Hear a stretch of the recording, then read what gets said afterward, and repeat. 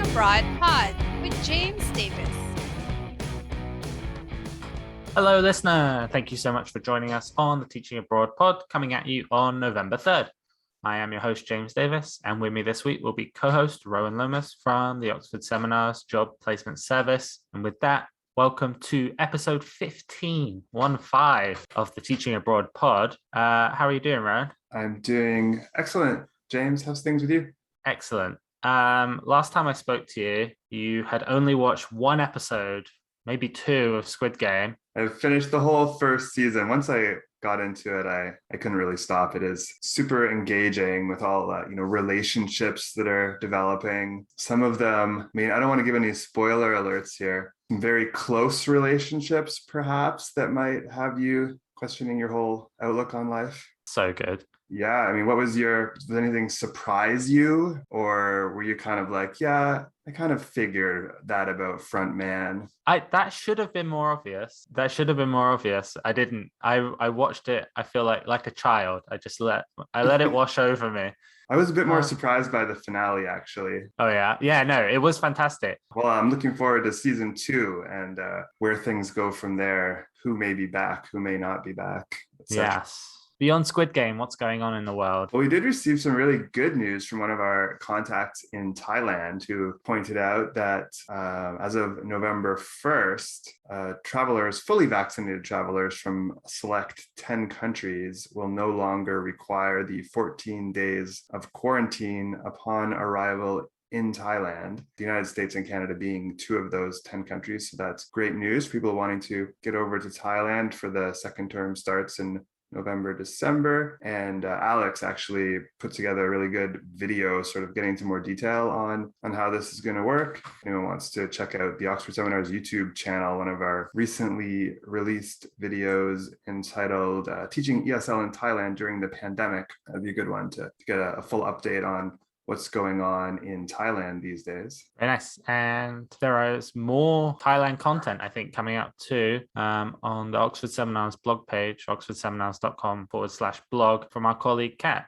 Yeah, Kat put together a really great blog about this gigantic market in Bangkok where they visited, and it's really well put together. You kind of feel like you yourself are meandering through the stalls, a lot of great pictures and kind of what you can expect to find there. So thanks to Kat for that. And speaking of desirable destinations, we're going to be talking with Hailey Kellum today. She's been teaching in South Korea. We've spoken to her in the past, a few episodes ago, and she recently visited the tropical island of Jeju. So she's going to tell us all about that, what she's been up to, and her cafe recommendations. She's probably been to the most different cafes of anyone I've ever known. You're on Instagram, definitely check out Hailey at Ivy Day. Some of the pictures of these cafes are just mind-blowing. Like, how did they get that person up so high in the air? Or I don't know, some neat shots for sure. Speaking of neat things, here is a word from our sponsor. With Oxford Seminars, starting your new career teaching ESL couldn't be easier. Oxford Seminars has trained more than 70,000 teachers over the past 20 years, and you could be next. Their comprehensive 120-hour program starts with live instruction from an experienced ESL teacher, followed by convenient online modules. If your goal is to relocate overseas or even teach from the comfort of your own home, Oxford Seminars' renowned lifetime job placement service will get you where you want to be. Call 1-800-779-1779 by November 5th and give the code POD113 to get $50 off your Oxford Seminars TESOL course price when paying in full. If you're too late, don't worry. There'll be another code in the next episode. Now back to the show.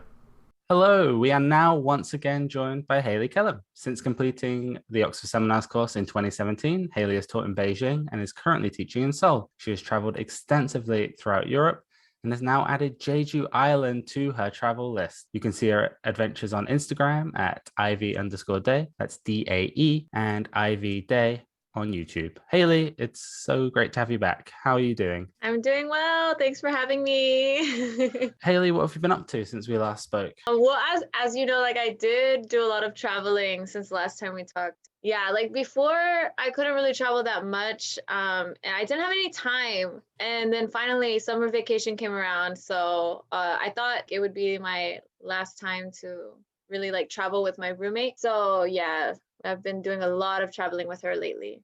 I see you've since made it to Jeju Island, which you said you were looking forward to seeing last time we spoke. So what were your highlights? Oh God, what wasn't a highlight? What wasn't like a good part? I don't, I spent like the entire week in Jeju and I did 5 days in the like beach city, like Sogwipo area. Yeah, it's a very beachy, there's like a lot of surfing and stuff there. I didn't go surfing though. I really wanted to, but I didn't go.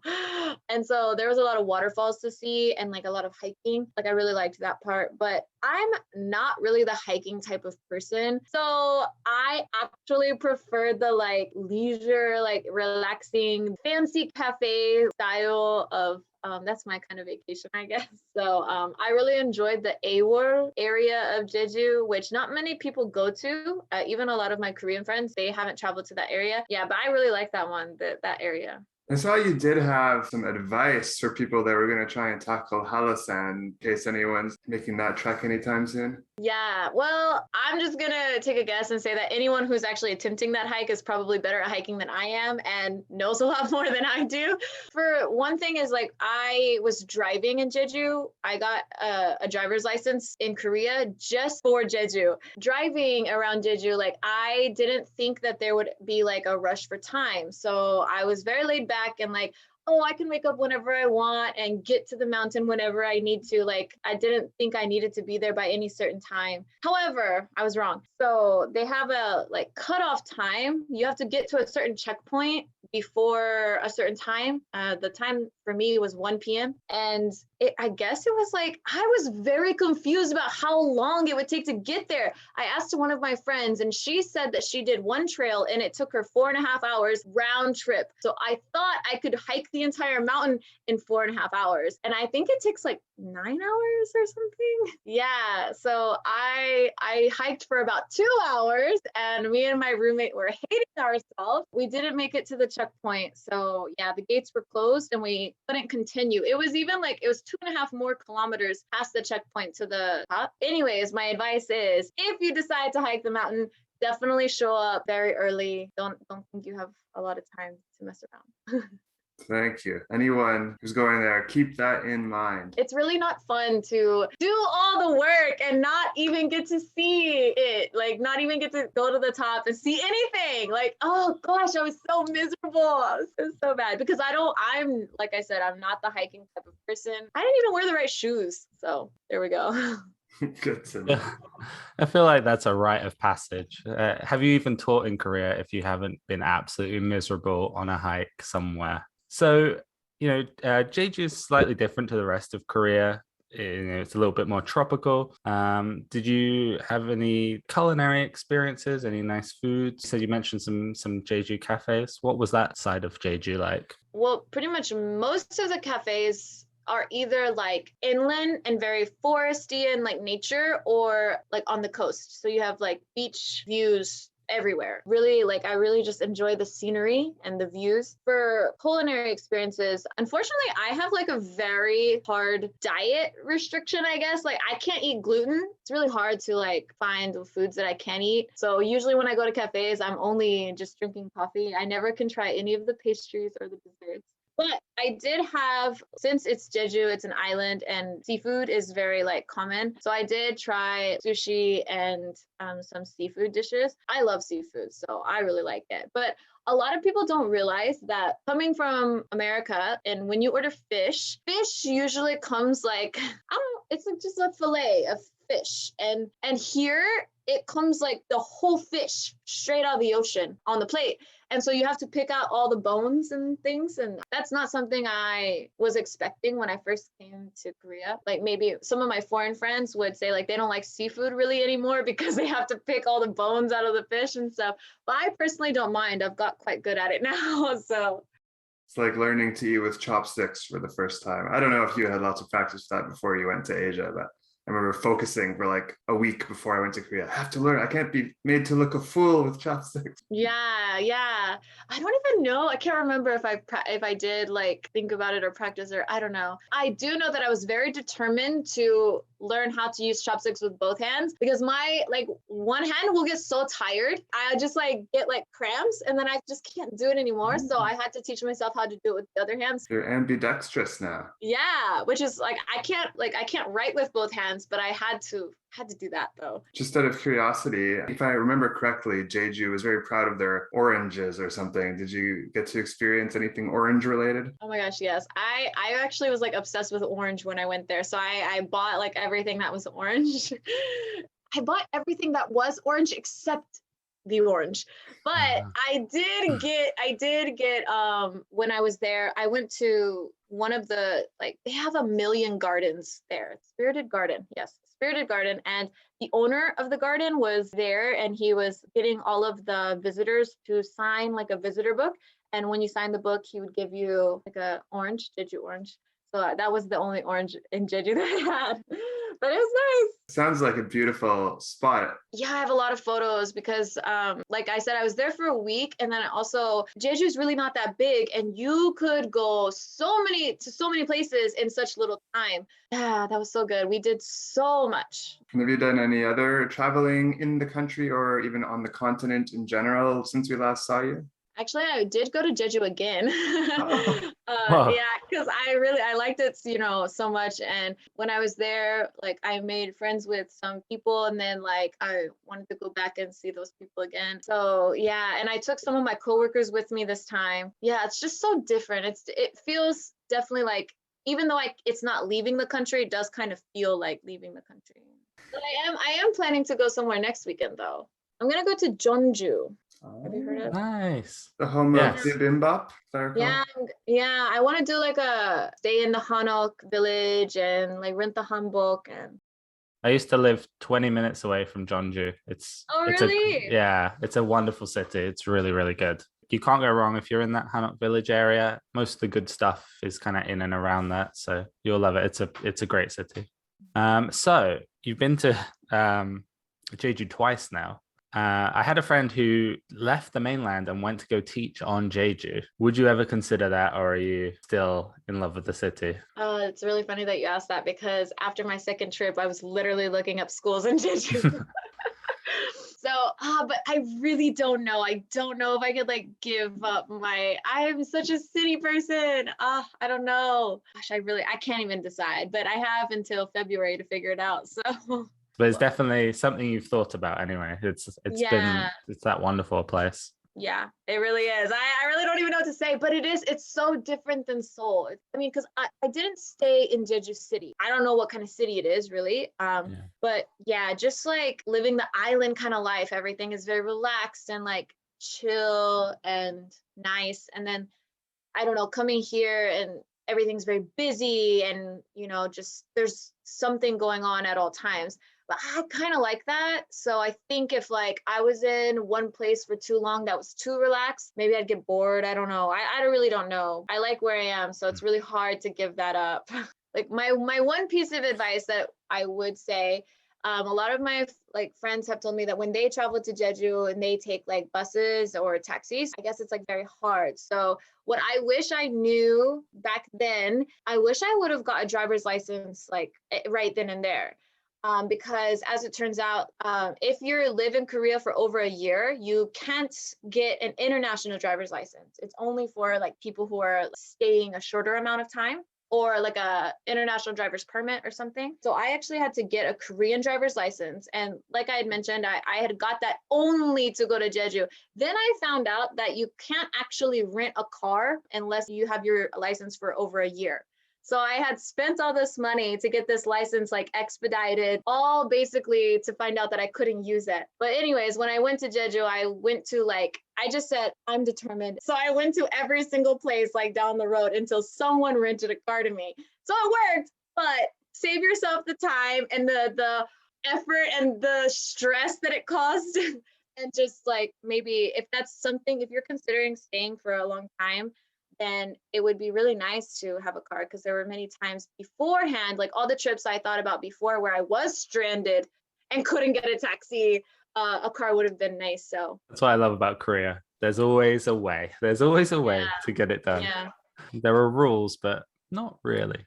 Yeah, Um, that is the thing though, because like that's what I've come to find out. Because like when I was trying to find a agency that would rent a car to me, a lot of my Korean workers were just like, "No, it's not gonna work because you like haven't had your license and this and that." And I'm like, "No, just try." And like when we were going back the second time, and eventually it did work. So actually, I haven't been turned down yet. We're good for now.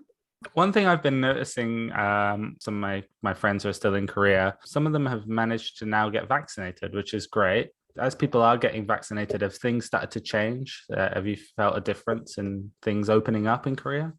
Yeah, so luckily I was fortunately able to get vaccinated because I'm a teacher working, and I think like Korea really made it like priority for teachers to get vaccinated. Yeah, as far as everything opening up, I think Korea's still waiting for a certain percentage of people to be vaccinated before they really want to open up. But they have said that by the end of October, they want to just be like living with COVID. Everything's open and we're just gonna deal with whatever happens, I guess, which is kind of exciting and kind of terrifying at the same time. I don't exactly know what day it will happen. And as you know, Halloween is coming up, and that's a big holiday. And I think a lot of people are going to go out. I don't know. My biggest fear is just things shutting down again. I just don't want things to shut down again. So I really want things to open up. That's all I want. So Are you back in the classroom at this point, or are you still teaching online? actually, we've been in the classroom. Like we haven't gone online since it's been almost a year since Oh, we've wow. been. Yeah. We've been in the classroom. Yeah. Hagwons, the private schools and academies, like they kind of can like have their own rules, whereas I think public schools are more inclined to follow the government's rules, which are Zoom, or if you have certain amount of employees, then you have to go online. But the Hagwon that I'm at is quite small, so we don't have that many employees in the building, so therefore we are able to be in class, I guess. Just Nice. it's like basically it's work. It's totally normal. There's only a few things that are like slightly altered, but it basically feels normal. What I was wondering about students, Hailey, is dealing with something as big as COVID. Are you having to teach them other things other than English? For example, on a much smaller scale, when I was in Korea, we had MERS, which was a similar kind of scare that happened, but obviously didn't lead to anything as big as COVID. So do you have to deal with like misinformation or anything like that with your students that you would never think that you would have to deal with that kind of stuff? It's a little bit of a weird, not really a weird situation, but yeah, I mean, we do have to like kids, especially because I teach kindergarten, so they're like 6 years old or 5 years old, and so they want to put their hands everywhere, and you don't really want to like call them out as much as you have to now, because it's very like any single time a kid puts their hand anywhere, we have to say like, go wash your hands. But then they get very embarrassed and very confused, and they don't understand like why we have to do this all the time. And then it's just like, well, because of Corona. And they've gotten a lot better with it, because now they just say it all the time. If I say, go wash your hands, why? Corona. Like all the kids are like saying back like, COVID. I'm like, well, yeah, you have to teach them like how to wash their hands. They don't really know. They think like, oh, water. Okay, done. Like, oh. So there's a lot of things that I feel like, I don't know if it's like miscommunication, but just a lot of things that you're having to communicate that you just wouldn't think that you would need to, I guess. Like, Yeah, that's fair. I feel like I just had a lot of awkward middle school students that just would come up with some really wild stuff. So kind of glad I didn't have to go through COVID with the middle schoolers. On to maybe a happier topic. Halloween. You did mention Halloween is coming. I don't know. I hated doing Halloween in a hagwon. It was chaos. This is something you enjoy. Do you have any plans for Halloween with your students? oh my God, do I? Yeah. So actually, like I'm the only teacher at my Hagwon who has cleared the entire day for just Halloween activities. And so we'll do like a activity together with all of the whole school for about an hour. And then the rest of the day, we're just going to be doing like really fun Halloween things and like no work. That's the whole point. It's like, I just want one day of no work. Because I feel bad. Like these students, these little 5-year-old kids have so much work to do. Like, it's insane. They take home like 5 books of homework and I feel so bad, but it's not my fault. I don't make that happen. But I do feel really bad. So I just want to let them have a good time. Are you dressing up? Yes, I am going to dress up. I'm actually going to be matching costumes with my cat. I don't know if you've heard of the animation Sailor Moon, but there's 2 cats. There's a black cat and a white cat. And my cat is white, so she'll be the white cat and I'll be the black cat. Genius. Love it. So last we spoke, you had some really good cafe recommendations. I remember, the Meerkat Cafe. Have you been able to visit any new cafes, restaurants, art galleries, or anything? Yes. Actually, I just went to this one. It's like a speakeasy kind of thing because the entrance is completely camouflaged. Like it just looks like a wall, and you have to push this figure into like get in, and then you have to like crawl in, and like inside it just looks so cool, like plants all in the ceiling, and there's fish like an aquarium above you, and they do all of their food and drinks based off of the Chinese zodiac. Nice. Oh, and it's called, wait, let me tell you the name so that way people can actually go to it. It's called Zhu Sindong.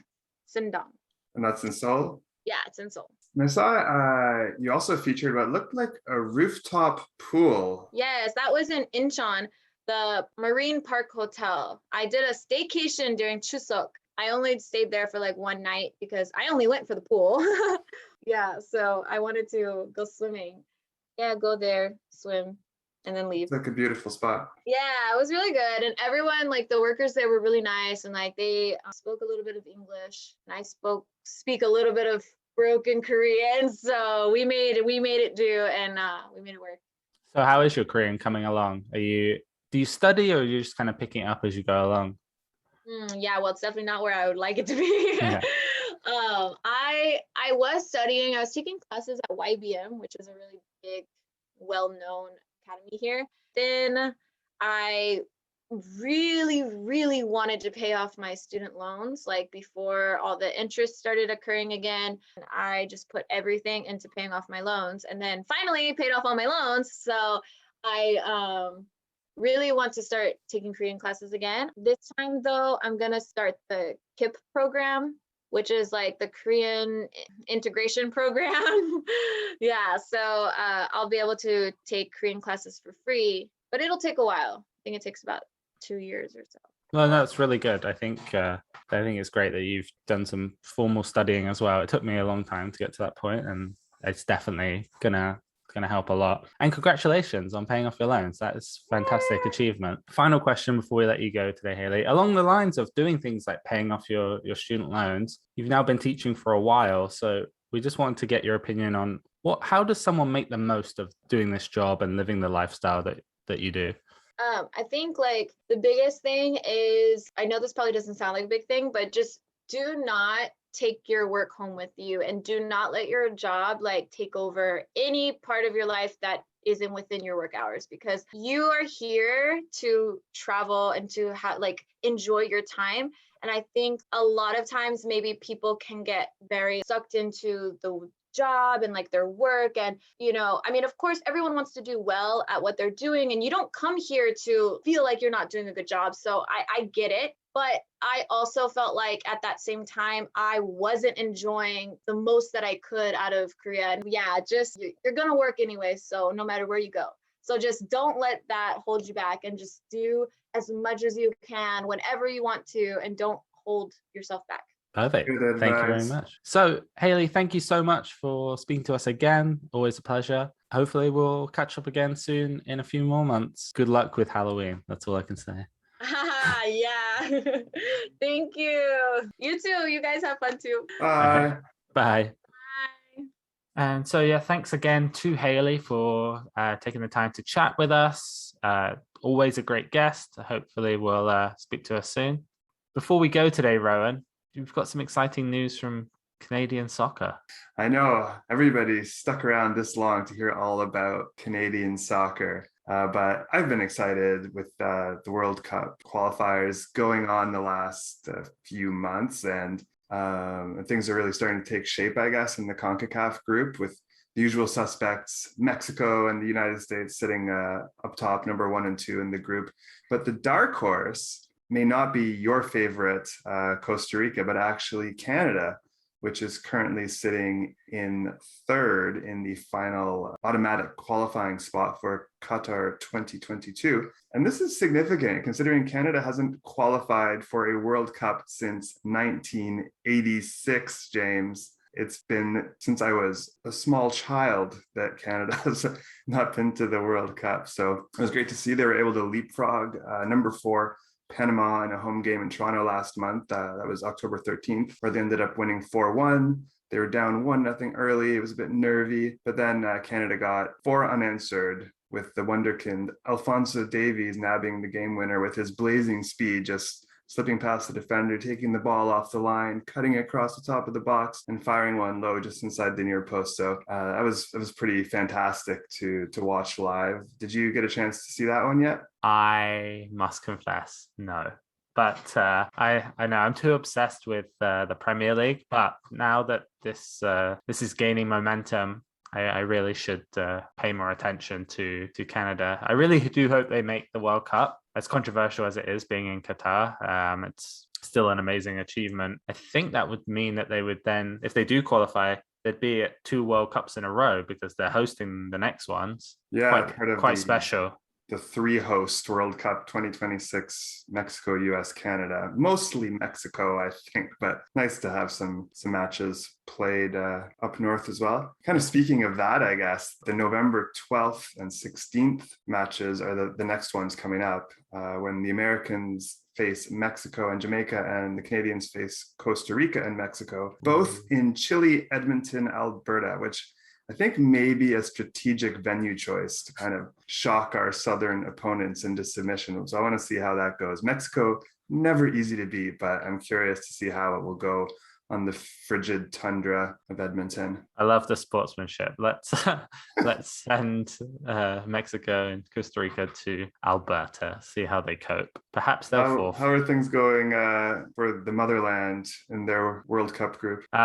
Pretty much smooth sailing. It's going well. I think we're 3 points clear. We have a couple of easy games coming up. So England look to be cruising, touch wood, everything will be fine. Yeah, we haven't had any scares or any drama for a few qualifying campaigns now. It's kind of been a fixture of this recent England team to just qualify easily and then give us a heart attack on the tournament itself. So fingers crossed all goes well over the next few months.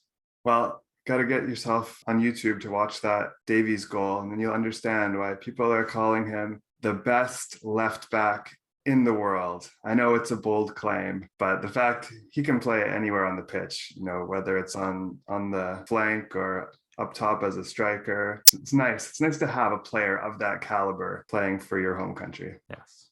I just want to apologize to Andy Robertson if he's listening, because he is the best left back in the world. But moving on, listener, from that wonderful update, thank you very much for tuning in today to the Teaching Abroad pod / World Cup qualifying review. We'll be releasing new episodes every other Wednesday. If you enjoyed this episode, please be sure to like and subscribe and share it with your friends. Remember, you can find us on YouTube, Spotify, Apple Podcasts, Amazon Music, Stitcher. If you have any great ideas, we'd love to hear them. So send them along in the comments on YouTube or send us an email at teachingabroadpod@oxfordseminars.com. Failing that, find us on Facebook, Instagram, or Twitter as Oxford Seminars. And that's it for today. Have a great one, and we'll see you soon.